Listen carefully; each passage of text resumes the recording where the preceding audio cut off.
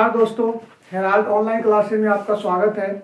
आज मैं संख्या संबंधी के अंतर्गत जो पढ़ाने जा रहा हूँ बेसिक जानकारी। जैसे पिछले क्लास में मैंने आपको बताया था कि संख्या अंक क्या है, संख्या क्या है, उसका स्थानीय मान क्या है और स्थानीय मान के आधार पर कुछ क्वेश्चन कराया था। अब मैं जो संख्या संबंधी के कुछ बेसिक टर्म है वो आपको आज क्लास में बता रहा हूँ। पहला है नेचुरल नंबर।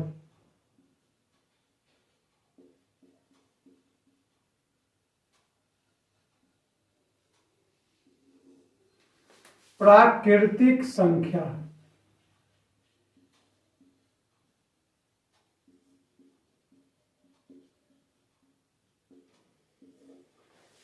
प्राकृतिक संख्या जिन संख्याओं को गिनती की जाती है उसे हम प्राकृतिक संख्या कहते हैं। और जो नाम से स्पष्ट है कि जिस संख्या में प्राकृतिक रूप से मतलब कि जिसको अपना पूर्वजों ने सबसे पहले जिस संख्या पद्धति को शुरू किया था उसको हम प्राकृतिक संख्या कहते हैं। इसे n से रिप्रेजेंट किया जाता है और n का वैल्यू होता है 1 2 3 4 5 6 से लेके अनंत तक। मतलब प्राकृतिक संख्या में जो सबसे छोटी प्राकृतिक संख्या है वह 1 है और सबसे बड़ी प्राकृतिक संख्या की कोई सीमा नहीं है।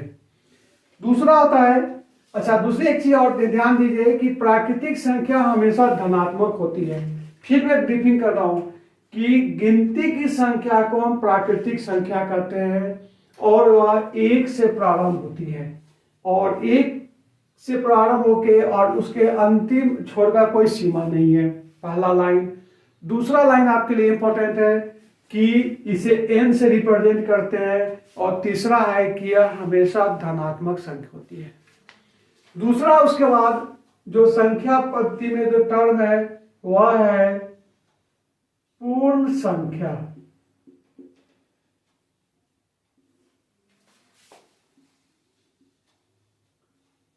Whole number. यदि प्राकृतिक संख्या में 0 को भी शामिल कर लिया जाए तो उसे हम पूर्ण संख्या कहते हैं, होल नंबर कहते हैं।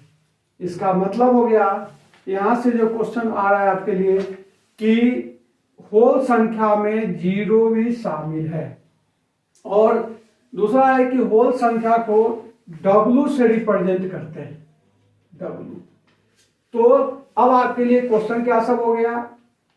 पहला है कि होल संख्या का सबसे छोटी नंबर संख्या जो है वह 0 है और अंतिम संख्या की कोई सीमा नहीं है। दूसरा आपको याद करना है कि होल संख्या को W से रिप्रेजेंट करते हैं। तीसरी पॉइंट आपको याद करना है कि सभी प्राकृतिक संख्या पूर्ण संख्या है लेकिन सभी पूर्ण संख्या प्राकृतिक संख्या नहीं है। क्यों? क्योंकि पूर्ण संख्या में 0 एक ऐसी संख्या है जो कि प्राकृतिक संख्या के अंतर्गत नहीं आता है। तो उसके बाद नेक्स्ट है, ये भी ध्यान, नेक्स्ट है पूर्णांक संख्या।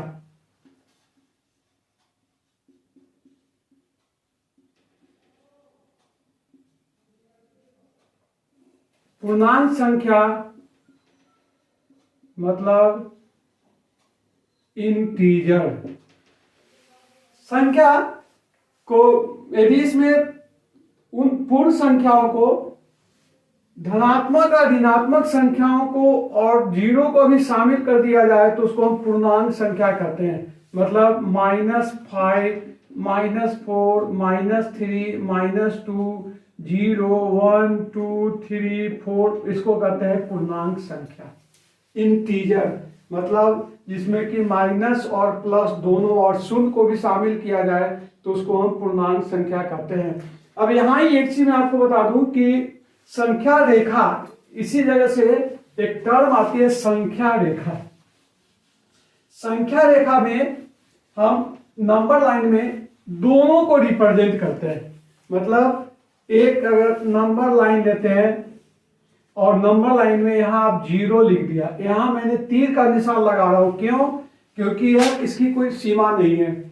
यहां से 0 के आगे 1 2 3 4 5 है, और इधर -1 -2 -3 -4 -5। अब देखिए इसको हम इंटीजर बोलते हैं और इसको कैपिटल I से दिखाते हैं। अब एक चीज है, जो हम संख्या रेखा जो खींचा है इसमें संख्या बढ़ते क्रम में है। ध्यान दीजिएगा इस पॉइंट को, संख्या बढ़ते क्रम में है। इसका मतलब हो गया कि संख्या रेखा में जब संख्या बाएं से दाएं की ओर जाती है तो वो बढ़ते क्रम में होते हैं। अब इसे एक चीज देखिए कि 0 अपना बेस है, 0 से आगे जो भी संख्या धनात्मक संख्या है, तो चूंकि यह बढ़ते क्रम में है, मतलब इंक्रीजिंग ऑर्डर में है, तो इसका मतलब हो गया कि 4 इज ग्रेटर देन 3, 4 बड़ा है 3 से। आप भी जानते हैं। यहां एक लॉजिक लगाइए कि यहां क्या दे रहा है कि इधर की ओर बढ़ते क्रम में है, तो इसका मतलब हो गया कि -4 इज लेस देन -3। अब देखिए यही दो चीज आपको समझना है, आपके संख्या रेखा में भी पढ़ना है कि 4 बड़ा है 3 से, लेकिन -4 इज लेस देन -3, मतलब -4 छोटा है -3 से। क्यों? यदि आपसे कोई पूछ दे तो संख्या रेखा को बढ़ते क्रम में इसको ढंग से किया जाता है। इसीलिए एक बहुत इंपॉर्टेंट क्वेश्चन मैं आपको दे रहा हूं कि 653 -2058 में सबसे बड़ा कौन है? तो ए देख लीजिए, क्योंकि ये धनात्मक संख्या है। और 0 -8 में कौन बड़ा होगा? तो 0 बड़ा है। तो इस तरह से संख्या रेखा के आधार पर आप इसको समझ सकते हैं कि संख्या का बढ़ते क्रम में क्या होता है। कभी कभी क्वेश्चन यहां से आपको एक क्वेश्चन को और घुमा सकता है।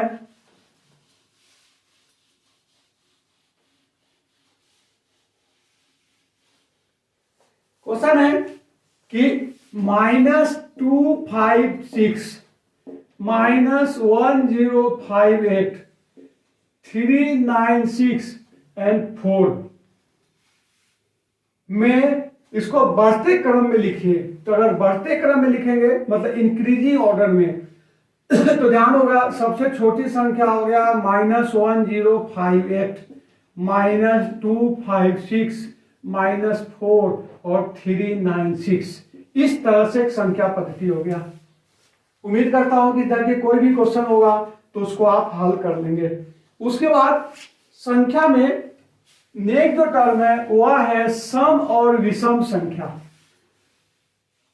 अभी मैंने आपको एक टर्म पढ़ाया था, फिर मैं रिपीट कर रहा हूं कि संख्या संबंधी जो आपको स्थानीय मानक आधार पर बताए थे कि जैसे अगर संख्या 2 3 5 है तो ये इकाई स्थान है, ये दहाई स्थान है और सैकड़ा स्थान है। मतलब इसको एक्सपेंडेड फॉर्म में लिखेंगे तो 200 + 30 + 5। अगर इसको और एक्सपेंडेड फॉर्म में लिखेंगे तो 2 × 10⁻² + 3 × 10⁻1 + 5 × 10⁻0, क्योंकि आपको बताया गया है कि a⁴ = 1 होता है। अब मेरा ये कहने का मतलब है कि जो टर्म अपना यूज करेंगे, ए हो गया इकाई स्थान, ए हो गया दहाई स्थान और ए हो गया सैकड़ा स्थान। काफी इस पर क्वेश्चन करा चुका हूं और आगे भी आपको क्वेश्चन कराऊंगा। तो इसका यहां कहने का मतलब हुआ कि अब जो संख्या को अपना बांटते हैं वह है ऑड नंबर और इवन नंबर, सम संख्या और विषम संख्या।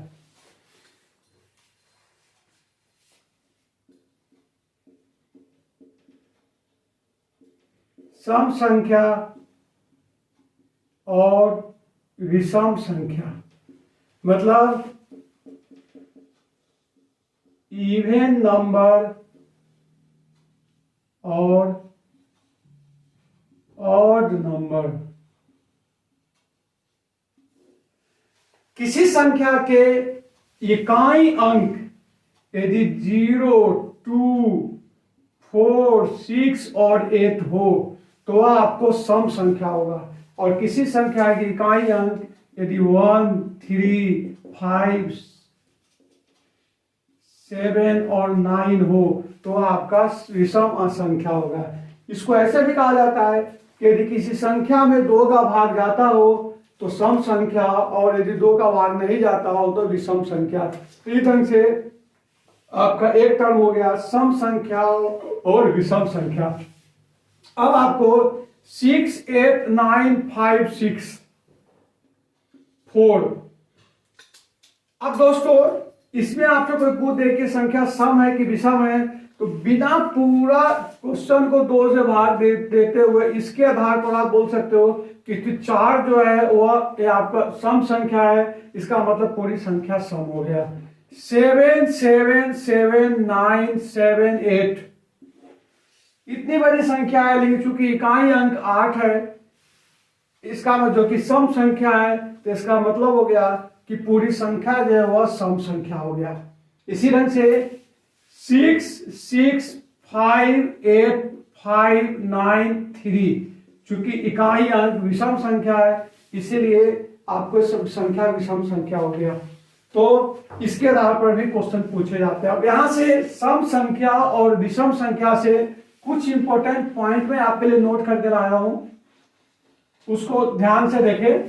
पहला एक क्वेश्चन है कि जब दो संख्याओं को सम संख्या को जोड़ा जाता है तो प्राप्त संख्या हमेशा सम संख्या होती है। याद के लिए कि जैसे 10 + 12 = 22, 18 + 10 = 28, 16 + 4 = 20। मतलब क्या हो गया कि सम संख्या मतलब कि इवन प्लस इवन = इवन। यदि आप सम संख्या को ई से निकालते हो तो सब इवन प्लस इवन हो गया, आपको इवन हो गया। इसे क्वेश्चन आए हुए हैं, मैं आपको क्वेश्चन बताऊंगा, इसलिए आप इसको ध्यान दें। दूसरी पॉइंट है कि यदि जब दो विषम संख्याओं को जोड़ा जाता है तो योगफल हमेशा सम संख्या होती है। मतलब ध्यान दीजिए, दूसरा पॉइंट है कि इवन प्लस ऑड = इवन। मतलब एक सम संख्या हो या विषम संख्या हो या ऑड प्लस इवन = इवन, तो हमेशा वो विषम संख्या सम संख्या होगा। जैसे 9 + 6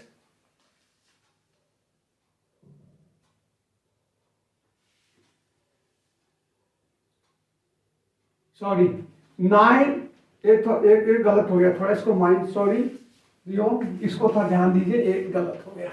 इसका मतलब है कि जब दो और नंबर को जोड़ा जाता है तो हमेशा और होता है। जैसे और संख्या प्लस और संख्या वह हमेशा इवन संख्या होगा। दूसरा फॉर्मूला आपका ये हो गया। जैसे 9 + 7 = 16,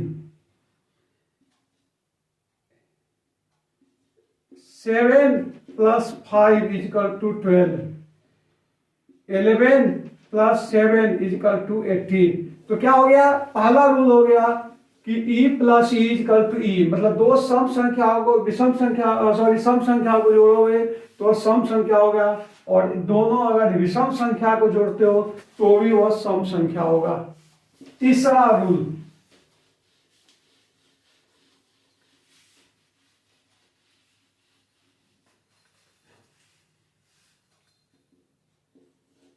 तीसरा संख्या है कि एक सम और एक विषम संख्या हो तो हमेशा विषम संख्या हो गए। मतलब कि इवन प्लस ऑड = ऑड या ऑड प्लस इवन = ऑड। मतलब सम प्लस विषम विषम या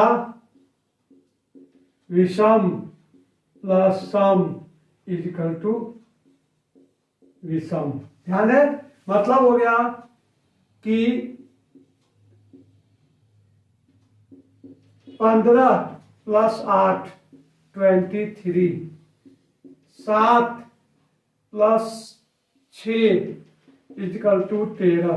तो तीसरा रूल हो गया कि आपको एक सम और एक विषम को जोड़ते हैं तब जाके आपको हमेशा विषम संख्या मिलेगा। ध्यान दीजिएगा, 3 पॉइंट हो। अब रहा इसको गुना के लिए। गुना के लिए है कि एक सम को दूसरे सम से गुना किया जाए।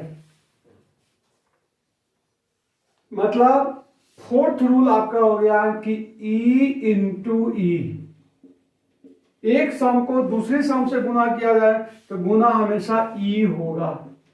जैसे 8 × 6 = 48, 4 × 6 = 24। तो E + E = E। एक सम संख्या को दूसरी सम संख्या से या दो सम संख्याओं को गुना किया जाए तो हमेशा वह सम संख्या होगा।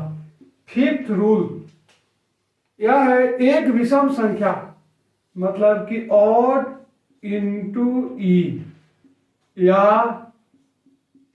ई × ऑड, यह हमेशा विषम होगा, ऑड होगा। मतलब जैसे 7 ×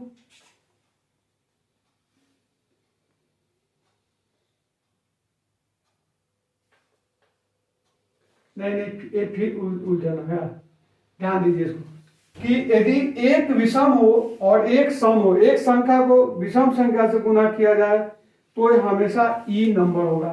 कंफ्यूजन नहीं होना चाहिए, देख लीजिए ई हो जाएगा। जैसे 7 × 8 = 56 हो गया। और 6 रूल है कि ऑड × ऑड = ऑड, ये सही है। जैसे 13 × 7 = 91। ठीक है, इस ढंग से फिर मैं आपको ब्रीफिंग कर रहा हूं कि जब दो सम संख्याओं को जोड़ा जाता है, मतलब एक बार आपको रिपीट कर रहा हूं, उदाहरण नहीं केवल सीधे क्वेश्चन।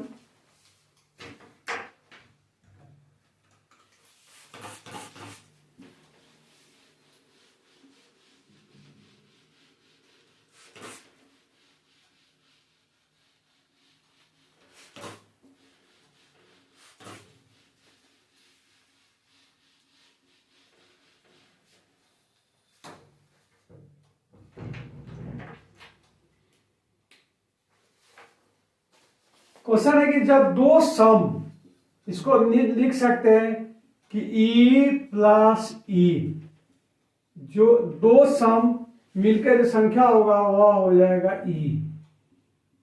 E + O,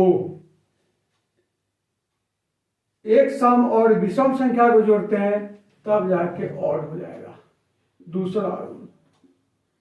तीसरा आपका है कि ऑड + ऑड नंबर, यह हो गया E। उसके बाद एक 3 हो गया, दो सम संख्याओं को जोड़ा जाए। उसके बाद एक संख्या को एक को, मतलब कि चौथा रूल आपका है कि even E × E = E। Fifth rule आपका है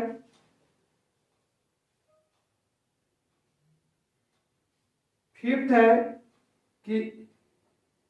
E × O = E। और 6 है आपको कि ऑड × ऑड = ऑड। ये आपका 6 रूल है जिस पर आपसे क्वेश्चन पूछे जाते हैं। ठीक है, दो सम संख्या को जोड़ते हैं तो सम होता है एक सम एक विषम, सम विषम हो गया। दोनों अगर विषम हो जाए तो सम हो जाएगा। दो सम को गुना करते तो सम होगा, एक सम और एक विषम को गुना करते तो सम होगा, और दोनों विषम को गुना करते तो विषम होगा। इससे क्वेश्चन, अब इसमें क्वेश्चन आया हुआ है, सी टेट में आता है 2015 में, निम्नलिखित कथनों में से विचार कीजिए कि कौन सा कथन सही है। जैसे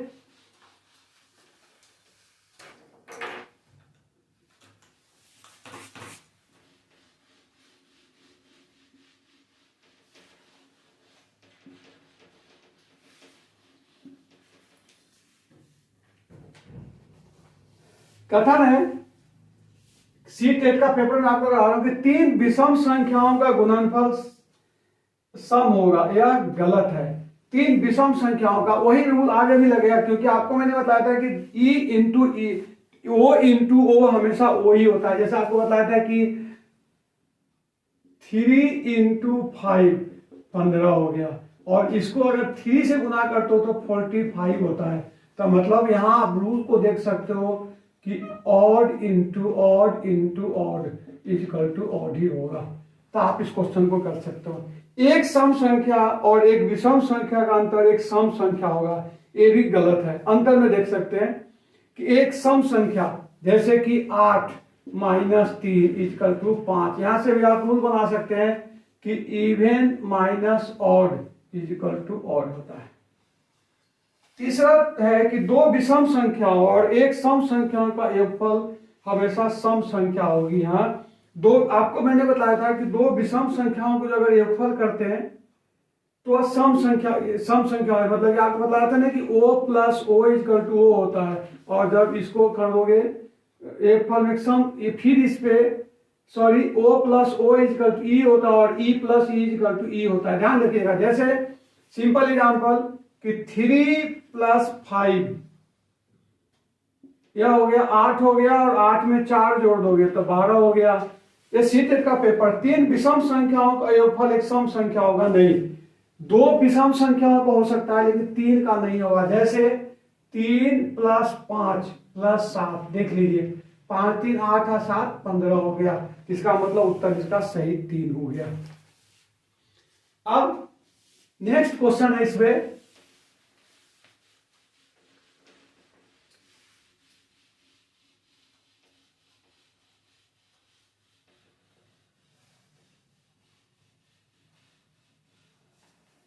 संख्या को जो बांटा गया है वो अभाज्य संख्या और भाज्य संख्या।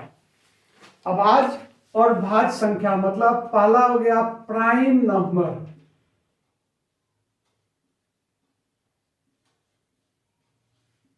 और दूसरा है कंपोजिट नंबर।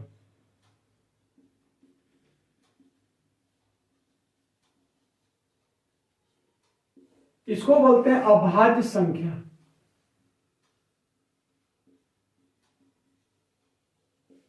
और यह हो गया भाज्य संख्या। एक जो टर्म है कि वह संख्या जिसमें या तो एक का भाग जाता हो या स्वयं का जाता हो, अपने आप का जाता होगा, उसको हम अभाज्य संख्या कहेंगे। The number which is divided by self और by one is called prime number. जैसे 3 2 3 5 7 11। अब देखिए इसको पहचानने का तरीका कि 2 में या तो 2 से भाग दे दोगे तो 1 हो जाएगा, या 2 में अगर 1 से भाग दोगे तो 2 हो जाएगा। या जिसका बोल सकते हो कि जिसका जो एक ठीक है आपके लिए, आप एक छोड़ के जो एक है अपने आप से विभाजित हो उसको भी करते हैं। उसके बाद जैसे कि 3 है तो 3 में आप किससे भाग दे सकते हो, या तो 1 से दे सकते हो, 3 से दे सकते हो। 5 में किससे दे सकते हो, 1 और 5 से दे सकते हो। 7 को 1 और 7 से दे सकते हो। लेकिन 9 है तो 9 को 1 से चला जाएगा, 3 से चला जाएगा और 9 से जाएगा। तो चूंकि देखिए परिभाषा क्या है, या तो number is divisible by itself और बाय 1, लेकिन यहाँ 3 से भी डिवाइडेड है ना, इसलिए ए नहीं होगा। तो इस तरह से आपको अब प्राइम नंबर के बारे में होगा, और बाकी जो भी नंबर है उसको हम कंपोजिट नंबर कहते हैं। मतलब संख्या को इधर से भी बांटा गया है कि एक प्राइम नंबर है और दूसरा कंपोजिट नंबर है। तो शेष जैसे 9 इज ए कंपोजिट नंबर, भाज्य संख्या। अब देखिए कि 1 से 100 तक, हालांकि आपको 200 तक याद करना है, इसके बाद कम से कम 100 तक अवश्य याद रखें, इससे डायरेक्ट क्वेश्चन आते हैं।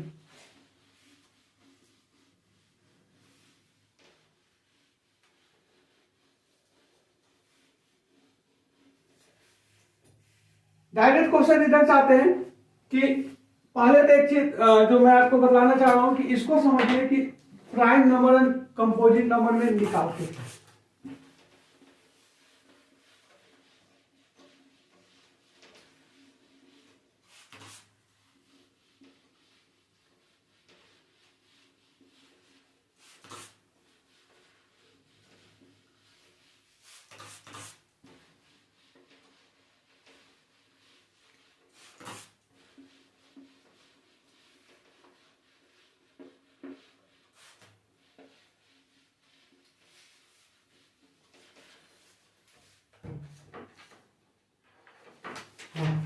फिर से आ जाऊं मैं आपको, सॉरी। एक तो हो गया है कि जैसे कि आप देखिए कि 2 3 5 7 11 13 क्यों 9 प्राइम नंबर नहीं होगा, क्यों नहीं होगा कि 9 जो होता है उसको 1 3 और 9 से भाग जाता है, 13 15 भी नहीं होगा, तो क्योंकि 15 में 1 3 5 और 15, देखिए अपना जाना चाहिए केवल इसी दोनों से जाना चाहिए, इसलिए अभाज्य संख्या नहीं है, भाज्य संख्या है। 1 से 100 तक मैं आपको अभाज्य संख्या लिखा देता हूं, 2 3 5 11 13 हो गया, 13 के बाद हो गया 17 18 19 21 के बाद 23 24 25 26 27 28 29 30 31, फिर 32 33 34 35 36 37 38 39 40 41 41 42 43 43 43 44 45 46 47 48 49 53 होगा, 53 के बाद है 59, 59 के बाद आपका है 61, 61 के बाद है 67, 67 के बाद हो गया 71, 71 के बाद हो गया 73, फिर 79, 79 के बाद हो गया 83, 83 के बाद हो गया 89, 89 के बाद हो गया 97, 97 के बाद है 101, 103, 107, 109, 1113,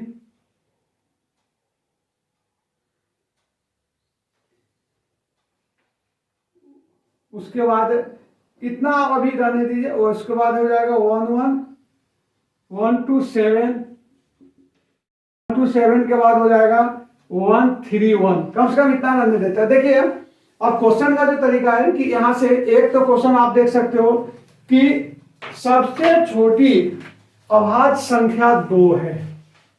देखिए पहला क्वेश्चन ये हो गया कि सबसे छोटी अभाज्य संख्या 2 है। दूसरा क्वेश्चन, एक न तो भाज्य संख्या है और न ही अभाज्य संख्या है। तीसरा क्वेश्चन, 2 एक केवल एक ऐसी संख्या है जो कि सम होते हुए भी भाज्य संख्या, बाकी सभी जो अभाज्य संख्या है वह आपको विषम संख्या है, केवल 2 ही एक ऐसी संख्या है जो कि आपको सम होते हुए भी अभाज्य संख्या।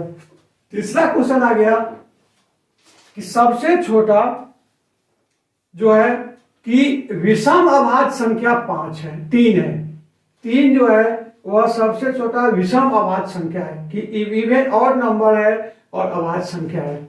उसके बाद यहां से जो क्वेश्चन और भी आते हैं वह क्वेश्चन है कि आपको अलग अलग स्टेप में क्वेश्चन आएंगे। जैसे अगर कुल देखेंगे कि 1 से 100 तक कुल 25 अभाज्य संख्या है, क्योंकि डायरेक्ट क्वेश्चन आ जाते हैं जो मैं आपको बोल रहा हूं। हाँ, एक और इंपॉर्टेंट क्वेश्चन आपके लिए है कि सभी अभाज्य विषम संख्या, या इसको ऐसे बोलो कि सभी अभाज्य संख्या विषम संख्या है अपवाद 2, ठीक है ना। All prime numbers are odd number except 2 because 2 is a composite number but it is prime number। लेकिन नेक्स्ट पॉइंट कि सभी विषम संख्या अभाज्य संख्या नहीं है, मतलब all odd number is not prime number। Why like 15 देख लीजिए, यह विषम संख्या है लेकिन अभाज्य संख्या नहीं है। इस ढंग से एक क्वेश्चन आपका ए आ गया। रिपीट करा रहा हूं, पहला क्वेश्चन हो गया कि सबसे छोटी अभाज्य, ये आपको सी टेट में आया हुआ है, क्वेश्चन आया हुआ है, यूपी टेट में आया हुआ नहीं, उत्तराखंड टेट में आया हुआ है कि सबसे छोटी अभाज्य संख्या ज्ञात करें, तो सबसे छोटी अभाज्य संख्या 2 है। उसके बाद निम्नलिखित में से कौन सा कथन सही है, एक न तो भाज्य संख्या है न अभाज्य संख्या है, तो ये आपको ध्यान रखना पड़ेगा। नेक्स्ट क्वेश्चन जो आ गया आपसे कि कुल 1 से 100 तक, ये आपको रखना पड़ेगा, 1 से 100 तक कुल 25 अभाज्य संख्या है, ये भी आया हुआ क्वेश्चन है। उसके बाद 1 से 30 तक कुल अभाज्य संख्या कितने हैं, तो 1 से 30 तक जो अभाज्य संख्या है, कुल अभाज्य संख्या है वह है 15। देख लीजिए 1 2 3 4 5 6 7 8 9 10 एक से सॉरी 1 से 30 तक कुल अभाज्य संख्या जो है 1 से 30 तक की कुल अभाज्य संख्या है वह आपको 9 है, 10 अभाज्य संख्या है। ध्यान दीजिए, फिर मैं इसको दोबारा रिपीट कर रहा हूं स्टेप बाय स्टेप। पहला क्वेश्चन है कि 1 से 100 तक कुल कितनी अभाज्य संख्या है? 1 से 100 तक कुल 25 अभाज्य संख्या है। दूसरा है कि 1 से 50 तक कुल अभाज्य संख्या 15 है। 1 से 25 तक कुल अभाज्य संख्या 9 है और 1 से 30 तक कुल अभाज्य संख्या 10 है। उसके बाद नेक्स्ट जो और क्वेश्चन आए हुए हैं कि 25 से 50 तक कुल अभाज्य संख्या कितने हैं? तो 25 से अभाज्य संख्या कुल 6 है, 25 से 50 तक। उसके बाद 1 से 175 तक कुल अभाज्य संख्या 40 है और 1 से 200 तक कुल अभाज्य संख्या 46 है। ध्यान दीजिए, इसको रखना पड़ेगा आपको। 1 से 25, हालांकि कुछ का आप निकाल भी सकते हैं, जैसे 1 से 30 तक के लिए आपको निकालना है तो 1 से अगर 30 तक देखते हैं तो 1 से 25 तक आपको 9 संख्या है और 25 से लेके 30 तक मात्र एक अभाज्य संख्या है तो 6 अभाज्य संख्या हो गया, 10 हो गया। तो इस ढंग से फिर से मैं रिमाइंड कर रहा हूं, जो आया हुआ क्वेश्चन है कि 1 से 100 तक कुल अभाज्य संख्या 25 है, 1 से 50 तक कुल अभाज्य संख्या 15 है, 1 से 25 तक 9 है, 25 से 50 तक 6 है, 50 से 100 तक 10 है। बाकी इसका मैं आपको टेलीग्राम चैनल पर भी और आपके साथ भेज कर दूंगा, जो इंपॉर्टेंट क्वेश्चन इससे होता है। आशा करता हूं कि आपको समझ में आ गया होगा। नेक्स्ट जो इससे टर्म है और क्वेश्चन का जो पैटर्न है वो भी मैंने आपको अवगत करा दिया अब है। और उसके बाद इसमें जो अभाज्य संख्या के बारे में जो जानकारी है उसका मैं एक क्लास और अलग से लूंगा। उस क्लास में आपको बताऊंगा कि अभाज्य संख्या को निकालने के लिए 2-3 विधि है कि कैसे अपना निकाल सकते हैं कि कोई संख्या अभाज्य संख्या है कि नहीं है। एक तो नॉर्मल विधि है, 2 और विधि है। मैं जो ट्रिक्स है अभाज्य संख्या निकालने के लिए उसको मैं एक अलग से आपको क्लास लेके पूरा समझा दूंगा। नेक्स्ट जो है टर्मिनोलॉजी पर अपना आ रहे हैं, तो उस टर्मिनोलॉजी के अंतर्गत जो है नेक्स्ट पॉइंट है वह है आपको परिमेय अभाज्य संख्या, को प्राइम नंबर।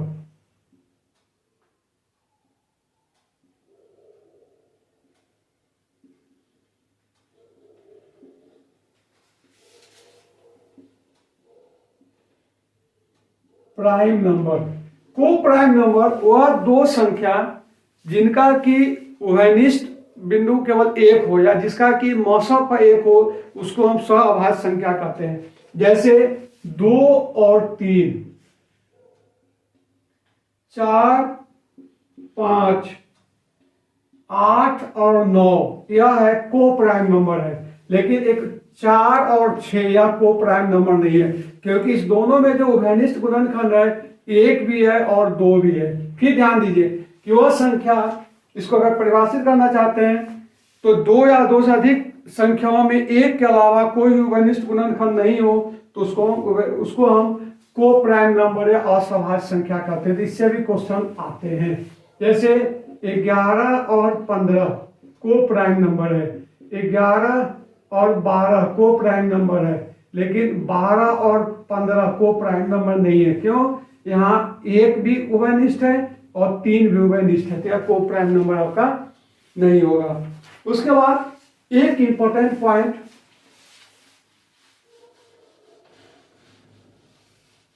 और है, वह है परिमेय संख्या, रेशनल नंबर, और अपरिमेय संख्या। संख्या को जो बांटने का जो तरीका है उसमें एक हो गया आपको परिमेय, परिमेय संख्या मतलब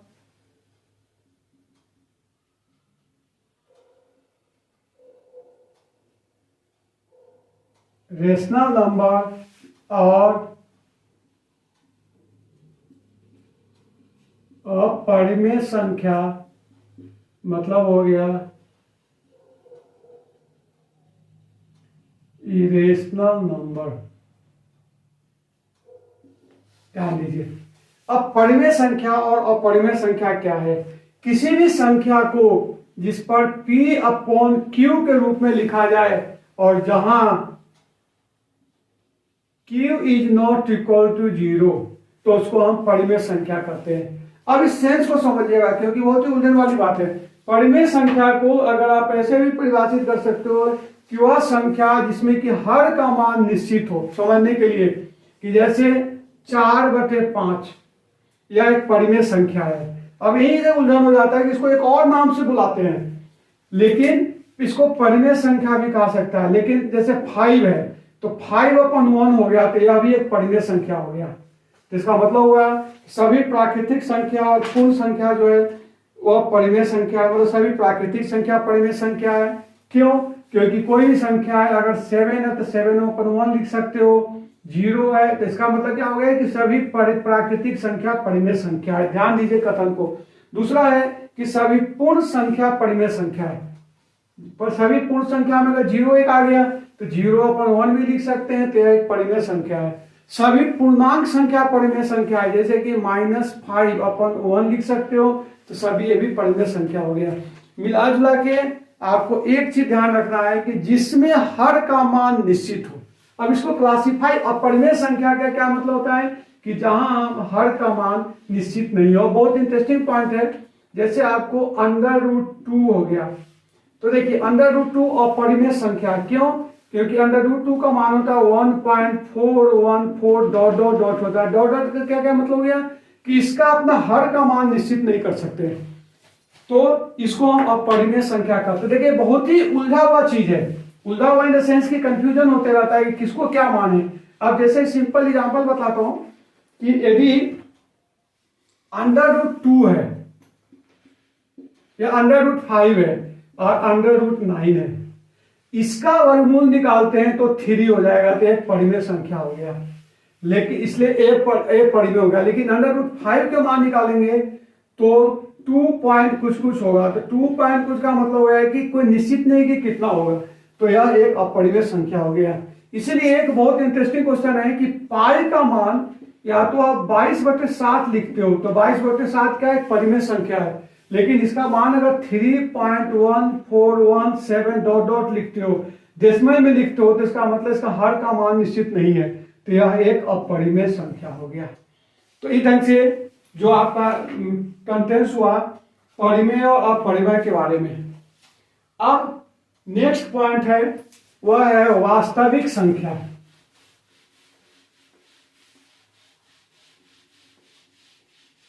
रियल नंबर। परिमेय और अपरिमेय संख्या के समूह को हम वास्तविक संख्या कहते हैं।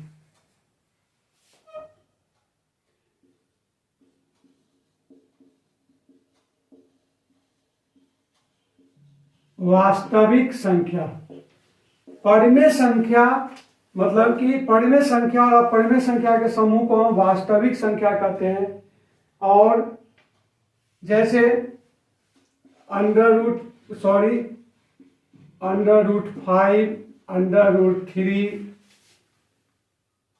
√2, 4, 7/11 ये सारे वास्तविक संख्या हो गया। और जिस संख्या को इसके अलावा जो संख्या होते हैं जो वास्तविक नहीं होते हैं उसको हम काल्पनिक संख्या कहते हैं। जैसे काल्पनिक √4 हो गया, तो देखिए 4 का तो 2 होता है, लेकिन -4 को अपना निकाल नहीं सकते हैं, तो यह एक काल्पनिक संख्या हो गया, इमेजिनरी नंबर। इमेजिनरी नंबर पर जनरली आयोटा से लिखा जाता है। उसके बाद कुछ इंपॉर्टेंट टर्म और आपके पास है थोड़ा सा करके। एक है प्राइम ट्रिपलेट नंबर। ध्यान दीजिए, अत्रिभाज्य संख्या।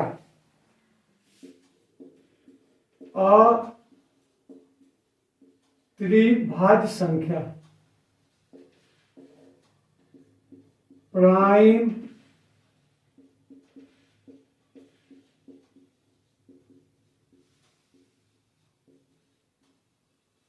Prime triplet number. वे 3 प्राकृतिक संख्या जिनका महत्तम समावर्तक 1 होता है उसे हम प्राइम ट्रिपलेट कहते हैं। जैसे कि 8, 9 एंड 25। इसी तरह से 4, 5 और 7, यह प्राइम ट्रिपलेट नंबर हो गया। क्यों? क्योंकि इसका जो महत्तम समावर्तक 1 होगा। उसके बाद एक लास्ट मतलब पॉइंट आपको पढ़ना है, वह है कंजुगेटिव नंबर। कंजुगेटिव मतलब लगातार संख्या। लगातार संख्या जब किसी संख्या को, प्राकृतिक संख्या को इस ढंग से बनाते हैं कि एक एक जोड़ के बनाते हैं, जैसे 18, 19, 20, 21, यह लगातार मतलब कि 18 में 1 जोड़ दिया तो 19 हो गया, 19 में 1 जोड़ दिया तो 20 हो गया, 20 में 1 जोड़ दिया तो 21 हो गया। तो यह आपका क्रमागत संख्या हो गया। इस ढंग से संख्या संबंधी, उसके अलावा 2-3 और इंपॉर्टेंट पॉइंट है। एक तो है कि आरोही क्रम और अवरोही क्रम। संख्या को जब बढ़ते क्रम में लिखते हैं तो इसको बोलते हैं आरोही क्रम। मतलब हो गया असेंडिंग ऑर्डर, जैसे 21, 22, 23, 24 डॉट डॉट डॉट। और दूसरा होता है अवरोही, मतलब घटते क्रम। अवरोही क्रम मतलब हो गया डिसेंडिंग ऑर्डर। डिसेंडिंग ऑर्डर के क्या हो गया, जैसे कि 18, 17, 15, 14, ऐसा इसका डिसेंडिंग क्रम हो गया। उसके बाद एक इंपॉर्टेंट पॉइंट और आपको बता देता हूं, वह है किसी भी संख्या का एब्सोल्यूट वैल्यू निकालना। ये भी इंपॉर्टेंट, एब्सोल्यूट वैल्यू जो निकाला जाता है किसी भी धनात्मक और ऋणात्मक संख्या को, एक को विशुद्ध मान होता है, उस पर साइन को हटा कर लिखा जाता है। जैसे इसको मॉडुलस में 6 का एब्सोल्यूट वैल्यू 6 हो गया और -6 का एब्सोल्यूट वैल्यू भी 6 हो गया, तो इसको हम एब्सोल्यूट वैल्यू कहते हैं। अब इसलिए कभी कभी क्वेश्चन आ जाता है कि 6 प्लस -6 को हल करके बताएं। अब देखिए यहाँ क्या हो जाएगा, ए भी 6 हो गया और ए भी 6 हो गया, तो इसको अगर गुना हल करेंगे तब 12 हो जाएगा। तो यह हो गया आपको एब्सोल्यूट वैल्यू क्या होगा। इसके बाद एक और संख्या संबंधी में कुछ टर्म और है जो धीरे धीरे स्टेप बाय स्टेप पढ़ाते रहेंगे। जैसे अभी मुझे prime triplet number, Pythagoras triplet है तो उसके लिए मैं एक अलग से क्लास ले रहा हूँ। प्राइम नंबर निकालने के लिए एक अलग से क्लास रहेगा, बाइनरी सिस्टम के लिए अलग से क्लास रहेगा। लेकिन जो कॉमन क्लास है उसमें एक चीज मैं आपको बता देता हूं कि संख्याओं का जोड़ घटाव और गुना भाग के लिए क्या रूल है। जैसे अगर आप 6 में 5 जोड़ते हो 11 हो रहा है, 6 में 5 घटाते हो माइनस तो यह 1 हो जाएगा। 6 -6 + 5 करते हो तो -1 हो जाएगा। देखिए क्या हो रहा है, एक दोनों अगर धनात्मक हो, किसी भी संख्या के आगे अगर कोई भी चिन्ह नहीं लगा हुआ है तो इसका मतलब धनात्मक संख्या है, तो यहाँ 11 हो गया। अगर एक धनात्मक और एक ऋणात्मक हो तो घटाने की प्रक्रिया करते हैं और बड़ी संख्या का चिन्ह लगाते हैं। जैसे देखिए 6 में से 5 घटाए तो 1 हो गया, बड़ी संख्या 6 है तो इसलिए 1 लगाया। लेकिन -6 + 5 हो गया तो इसको घटा के -1 हो गया क्योंकि बड़ी संख्या माइनस है। इसी ढंग से -6 -5 जब दोनों ऋणात्मक संख्या हो तो जोड़ने की प्रक्रिया करते हैं और माइनस चिन्ह लगाते हैं।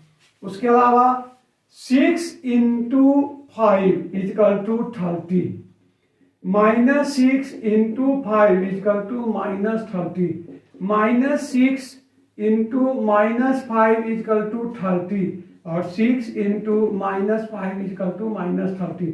मतलब यहां मैंने क्या बता दिया, जोड़ का क्या, गुना का क्या नियम है कि अगर दोनों धनात्मक हो या दोनों ऋणात्मक हो तो जो गुना करने के बाद धनात्मक संख्या आएगी और अगर एक भी कोई ऋणात्मक हो जाएगा तो गुना करने के बाद वो ऋणात्मक संख्या आएगी।